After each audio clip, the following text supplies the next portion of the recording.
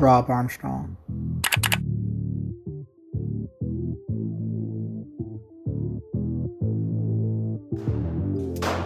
All right, y'all, what's up? What's going on? Welcome back to the channel. In another range session, man. I got the Mac 9DS comp out here, and there's some things that I wanted to test, man. I got that new MJD custom grip on here.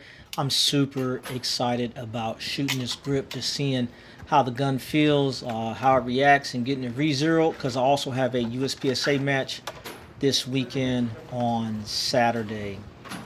We are shooting Freedom Nitions. This is just the regular 115 remanufactured ammo. Now, I will say that the Mac has been running this pretty good, man, and it's been making me feel great.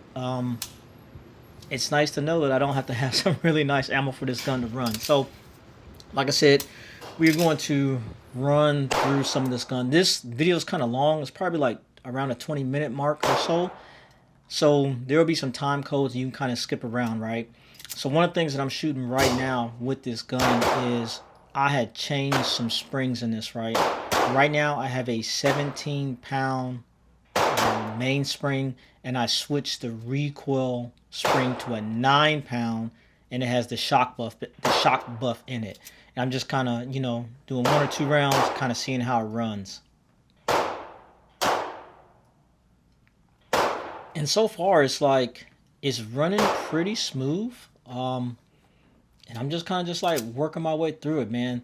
The manipulation of the slide is freaking crazy, right? When I dropped the 9-pound spring in there and I was at home kind of like dry firing and seeing how the gun feels, it was feeling crazy light, right? I was like, I don't even know if I'm gonna like this. It was like ridiculously easy, man. Like when it comes to air racking, the gun air racks like super easy with this 9-pound in there.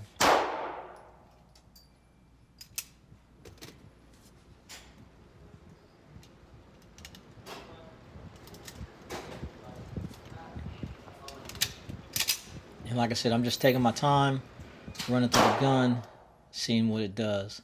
Another thing I'm also doing in this range session is re-zeroing the gun, because the gun was zeroed before, but since I added the grip and changed the recoil springs, I was wondering will it change the zero a little bit. So that's kind of what I'm figuring out as well during this range session.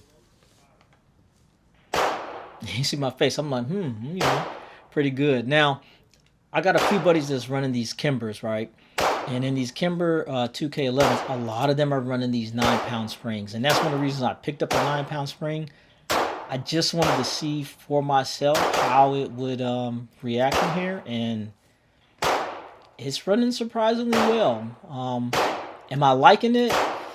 At this point, I'm just shooting at some, trying to see if I really like this 9-pound spring in there.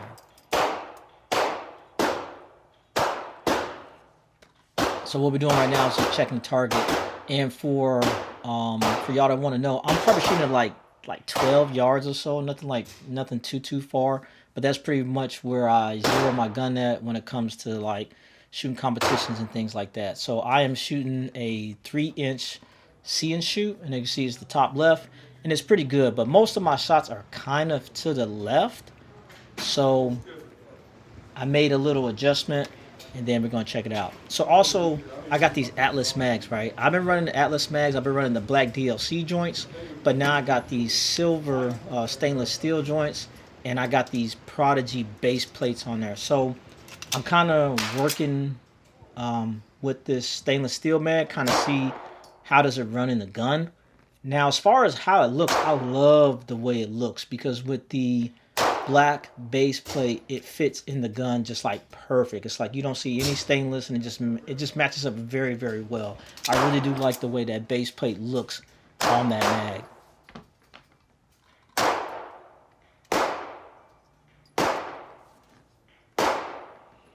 Also, these are fresh stainless steel mags, meaning it's a brand new tube, brand new spring with the competition follower. So I'm also trying to see how it runs, because I've had Atlas mags. My first set, the DLC joints, it was like I kind of had to let the spring settle a little bit. Like I have to load the mag, let it sit overnight, And I did not do that with these mags. I kind of just grabbed them and walked out the door. So we're just seeing how they run.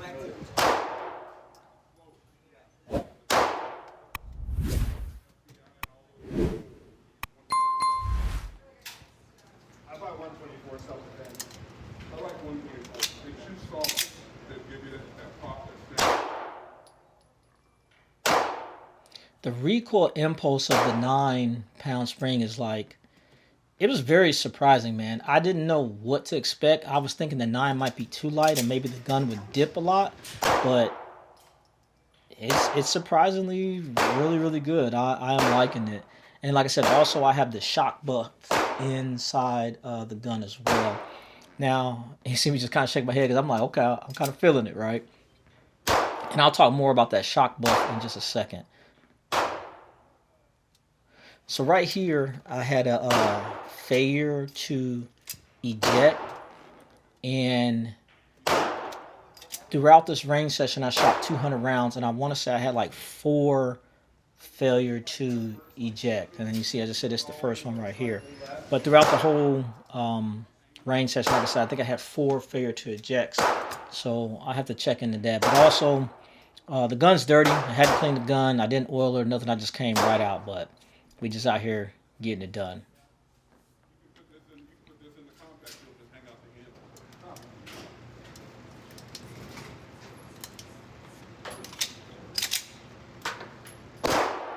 Now, a lot of times when I'm indoor shooting, I usually load up the mags just like a couple of rounds, 1 round, 2 round, 3 round, 4 round, maybe 5. Some people ask why I do that. I just try to manage my range session. Some people walk into the range, they load up their mags full capacity, and they just dump and they be out. I mean, if that's your thing, that's your thing. But I usually try to take my time, work on a few things, and that's kind of what I do for an indoor session.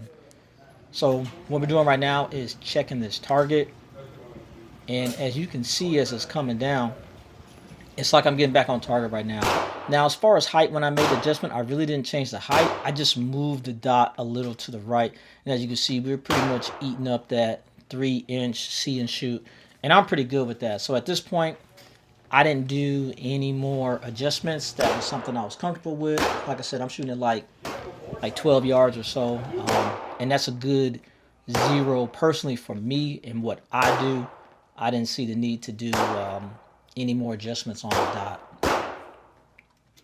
Now we are still shooting this 9-pound spring. And one of the things I've been talking about was that shock buff, right? I was talking to one of my buddies. I always shout him out, man. My guy, Davey Shoot. Really good guy, man. Crushed it on a USPSA scene. And he is really into this thing. And I was talking to him about shock buffs because this was something that I really wasn't too familiar with. And from what he was telling me and from his research, pretty much like anything, I say 10 is kind of close, but anything under 10 as far as like poundage of spring, you want that shock buff in there. So with this 9-pound spring that I have that shock buff in there. And what that shock buff does, it's like a little rubber piece, and it goes between your recoil. It goes between your, I have the toolless guide rod. It goes between the toolless guide rod and your spring. And basically when that slide is coming back and forth, you're going to be doing, I don't want to say damage to the gun, but it's a little more aggressive. And what that buff does, it just creates a little bit of buffer to stop so much damage or so much harm, so much impact, so much recoil into your gun. So that's what I'm doing right now. And it's running good. It's running good. You should be looking, I'm like, okay, it's running good. And I'm, like I said, I'm really surprised because I don't think I shot a gun with a 9-pound recoil spring before. So this is like, it's new to me, but it's running well. It's running well. Yeah, it's running well. And at this point, when I'm kind of thinking about it, I'm like, damn, I wonder what an 8-pound would be like. Because I've been on some videos I've seen on YouTube, in some forums, some folks have been running an 8-pound recoil spring. And I think that is just freaking crazy, right? One of the things I talked about too was the 17-pound mainspring. So the Mac 9 DS Comp comes with a 23-pound mainspring, which is crazy freaking heavy, right? I switched the mainspring to a 19-pound, and that was perfect, right? what had happened was when I put the MJD grip on, when you were using that mainspring housing, it doesn't have the same depth as the stock Mac. So the spring had more tension on it. So I had to get a lighter spring. So I went up to 17 and now it's perfect now. So what I'm doing right now, I am still running this 9-pound spring. And I'm just doing like some off the buzzer, pick the gun up, load it, get on target, shoot. And what I'm doing right now is just working with that recoil, seeing how it feels. Getting used to picking that gun up, loading it, and building that grip with the new grip. And right there I had another little failure to eject. This was the second one. And like I said, out of the 200 rounds that I shot today, I want to say I have 4 failure to eject. When I'm running these off the table drills, I do have the shot timer going. And it's really not, I'm really not going for time. It's just a buzzer going off, giving me something to work with. And just to give you kind of an average of what's going on here, I want to say I was averaging probably about like 2.3 seconds, 2.5, somewhere around there. That was pretty much the average. I would say the best might have been like almost like 2 flat. And then some of the longer ones was like maybe like in the 3-second mark. Nothing sub 2 and nothing like in the 4s. But on average, I was shooting like maybe like 2.3, 2.4, 2.5. And that was good. And all I'm doing here is just really getting used to that grip. Being able to grab that gun, build that grip, get on target, and just see how it feels. Putting the rest of it together, I'll just put it together when I actually go shoot the USPSA match. But the gun is feeling great, bro. It is feeling great. I'm loving it.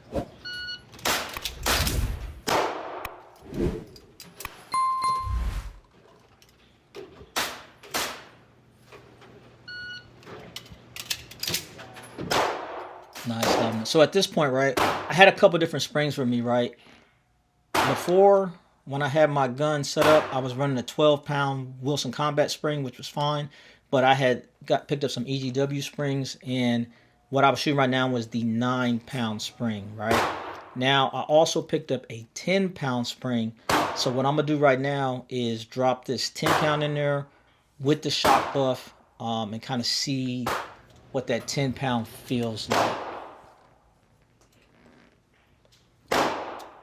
And just for reference, right, when I had the 12-pound spring, I was plenty content with the 12-pound spring. I was just trying other springs just to see what they were about, how it feels, right? So like I said, right now, I got the 10-pound spring in there with the shock buff.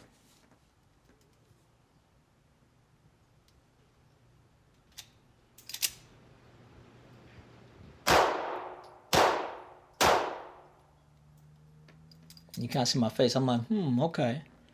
So right now, the way it's feeling, I low-key want to say I'm kind of liking the 10-pound better. It seems like the gun settles in a little bit more, and the follow-up shots are just a tad bit easier with the 10-pound. And that's what I'm kind of feeling, but I'm just shooting some more to confirm how is it feeling.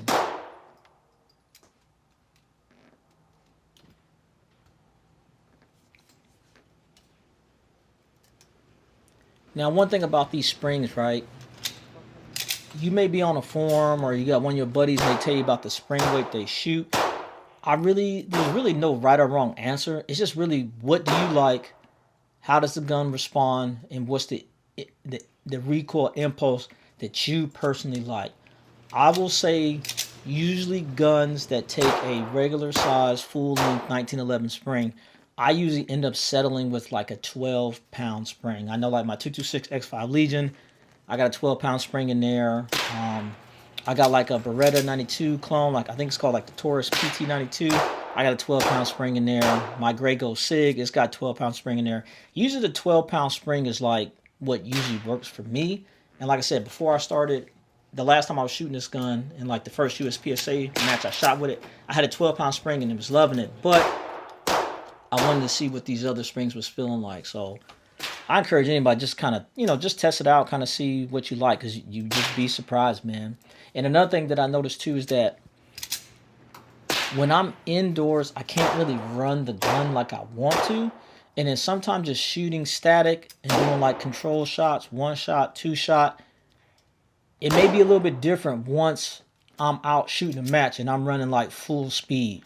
The gun may react a little bit differently. So even though you might come to an indoor range, you kind of shooting static, shooting a couple shots, don't take that as law. I still encourage you to go out and see what a gun does like full speed, because sometimes it's a little bit different for me personally. There's been times like I had a spring in there, I'm indoors, I'm shooting it, and I'm like, okay, it feels good, but then I start running full speed, and it's like, I don't really know. So as you can see right now, the gun's pretty much on target. I'm loving it. Like I said, those see and shoots at the top, those 3 circles, those are 3 inches a piece.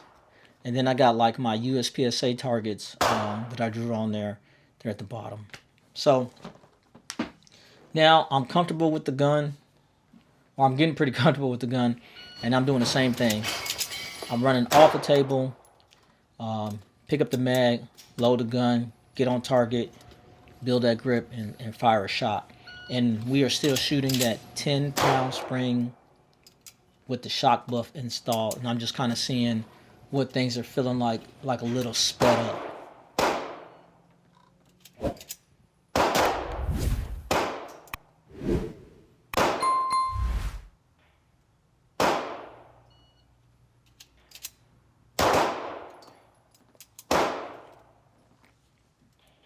I don't mind shooting indoor range. I shoot indoor range pretty often, but one of the things that's kind of like frustrating is that sometimes I can't hear this timer, man, because with those electronic ears, when shots go off, it kind of muffles it a little bit, and sometimes somebody might be shooting at the exact time that the timer goes off, and it kind of messes up like my timing a little bit. So like right there, I didn't hear the timer.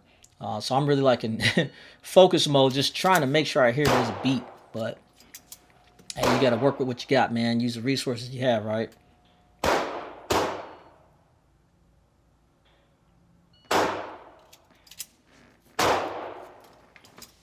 But the gun is feeling super good, right? And I'm going to talk about this grip, right? This grip is it feels great, man. I personally like a large grip gun. And with the palm swells molded into the grip, man, it is the perfect size. Now, the grip texture on my palm swells are the super aggressive, and then the stipple pattern that I put on the grip is very aggressive. Like the gun is super, super grippy. And when I first got done with it and I was kind of like feeling in the hand, I was like, damn, this shit might be too aggressive. That's what I was kind of thinking too. And it was funny because like the day I was doing it, my girl was over and I was chit-chatting with her, and I got finished. I gave her the gun. I said, how it feels? She's like, damn. She said, that shit hurt. It feels like it stick to my hand. And I'm like, okay, mission accomplished, right? But after picking the gun up, like, a couple days over the weekend and then running the session, it's like now I'm not even thinking about it. Like, it is very, very aggressive, but it feels super good, man. Super good. So we're checking this target right now, and I'm loving it, bro. I was shooting like my USPSA style targets on there, and I think I got one Charlie, couple that's like close to the line, but pretty much that. Everything's alpha. I'm pretty centered for the most part. I feel good with everything being zero. Like I'm ready to go shoot this USPSA match, man. The gun's running well, and like I said, we shooting about 12 yards or so. So I feel like I'm dialed in. So another thing too is like these targets, right?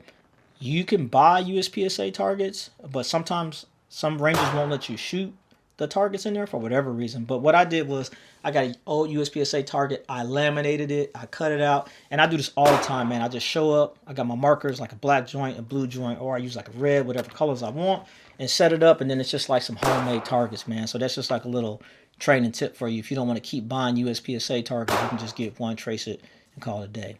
Also, check out these screws in this optic.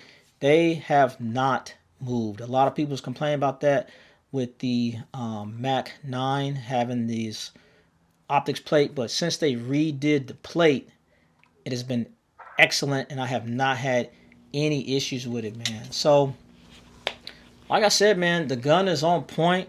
I got a USPSA match this weekend. I will go out there and shoot it up. I keep talking about my guy Dave E. Shoot. He gonna be out there shooting with me in the same squad, and I'm really looking forward to going out there and burning it down, man. Seeing what this gun can do.